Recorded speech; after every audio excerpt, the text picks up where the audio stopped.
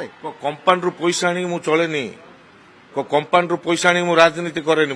ମୋ ବାପା ମତେ ଦିଏ, ମୁଁ ରାଜନୀତି କରେ, ବୁଝିଲେ ନା। ଟଙ୍କାରେ ବିକା କିଣା ହେବା ଲୋକ ନାହିଁ।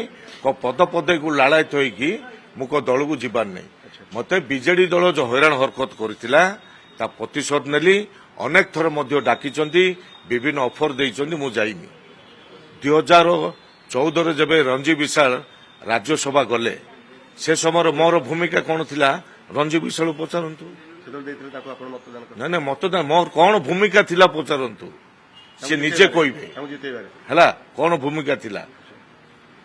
ଏବେ ଦଳ ଆପଣଙ୍କୁ ସସ୍ପେଣ୍ଡ କଲା, ପରବର୍ତ୍ତୀ ପଦକ୍ଷେପ ଆପଣ ପୁଣି କଣ? କାରଣ ଯଦି ଆପଣ କହୁଛନ୍ତି ଆମେ 3 ଜଣ ଯାକ ଦେଲୁ କାହାକୁ ଯେ ଦତ୍ତେଶ୍ୱର ହୋତାଙ୍କୁ ଦେଲୁନୁ, କ୍ରସ୍ ଭୋଟ କରିଲୁ, ଆପଣ ଦଳରୁ ନିଲମ୍ବନ କରାହେଲା, ପରବର୍ତ୍ତୀ ପଦକ୍ଷେପ ପୁଣି କଣ ରହିବ? ପରବର୍ତ୍ତୀ ପଦକ୍ଷେପ ଏବେ ତ ଚିନ୍ତା କରାହେଇନି। ମୁଁ ମୋ ନିଜ ଷ୍ଟାଣ୍ଡ ହୁଏ, ମୁଁ ମୋର ନିଜର ବୁଦ୍ଧି ବି ଯାହା କୁହେ ତାହା କରେ। କିନ୍ତୁ ଆପଣ ଗୋଟେ